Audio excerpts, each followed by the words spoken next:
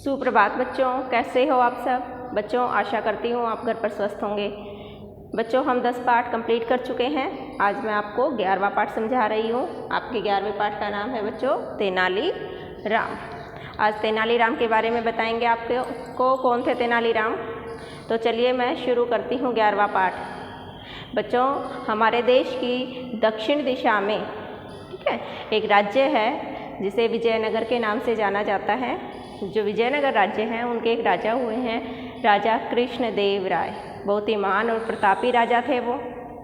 प्रजा के हर सुख दुख में बराबर के हिस्सेदार रहते थे। अपनी प्रजा को कभी किसी प्रकार का कष्ट नहीं होने देते थे। वो अपनी प्रजा के भलाई के लिए हर वो काम करते थे जो प्रजा के हित में हो। प्रजा को कभी कष्ट नहीं होने देते थे, इसलिए सारी प्रजा भी उन्हें बहुत प्यार करती थी। उनका किसी भी प्रकार से अहित नहीं चाहती थी। तो जो राजा कृष्णदेव राय थे बेटा, उनके दरबार में एक व्यक्ति थे जिनका नाम था तेनाली राम। जो तेनाली राम थे बहुत ही चतुर थे, बहुत बुद्धिमान व्यक्ति थे वो। और दूसरी बात उनकी खासियत थी वो हाजिर जवाब थे। हाजिर जवाब क्या होता है बच्चों, कि किसी भी बात का तपाक से उत्तर देना। हम क्या करते हैं कि किसी ने हम पर कोई व्यंग किया, कोई प्रश्न पूछा, तो हम कुछ समय सोचते हैं, उसके बाद दिमाग में आता है कि हमें ये बात उस समय बोलनी चाहिए थी, ठीक है। लेकिन तेनाली राम जो थे वो हाजिर जवाब थे। किसी ने कुछ कहा, कोई प्रश्न पूछा, तो उसका उत्तर उनके पास तुरंत होता था, ठीक है। इसे कहते हैं बच्चों हाजिर जवाब। किसी भी बात का फटाक से उत्तर देना हाजिर जवाब कहलाता है। तो उनकी एक खास बात थी कि वो हाजिर जवाब थे। तो वो बहुत ज़्यादा चतुर भी थे, बुद्धिमान थे, हाजिर जवाब थे। इसी कारण से जो राजा कृष्णदेव राय थे वो तेनाली राम को बहुत ज़्यादा पसंद करते थे। लेकिन तेनाली राम को जब राजा इतना पसंद करते थे तो बाकी जो दरबारी थे उनको बहुत जलन होती थी, ईर्ष्या होती थी तेनाली राम से कि राजा इनको इतना ज़्यादा पसंद क्यों करते थे। तो वो कोई मौका नहीं छोड़ते थे तेनाली राम को नीचा दिखाने का। लेकिन तेनाली राम इतने बुद्धिमान थे कि उनकी हर चाल का मुंह तोड़ वो जवाब देते थे। तो एक बार क्या हुआ कि कुछ दरबारियों ने सोचा कि क्यों न तेनाली राम को राजा के सामने नीचा दिखाया जाए, उनकी बेइज्जती की जाए। तो उन्होंने एक उपाय सोचा और तेनाली राम को अपने घर पर खाने पर बुलाया एक दरबारी ने, और कुछ दरबारियों को औरों को भी बुलाया।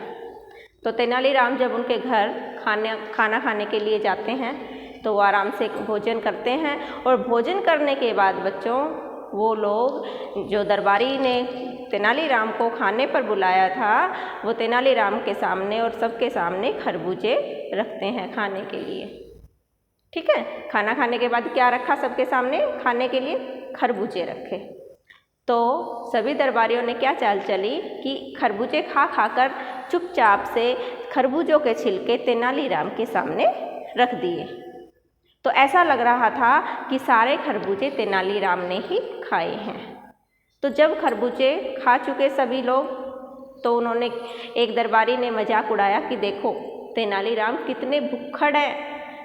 क्या कहा उन्होंने कि तेनाली राम कितने भुक्खड़ हैं, कितने सारे खरबूजे उन्होंने खाए हैं।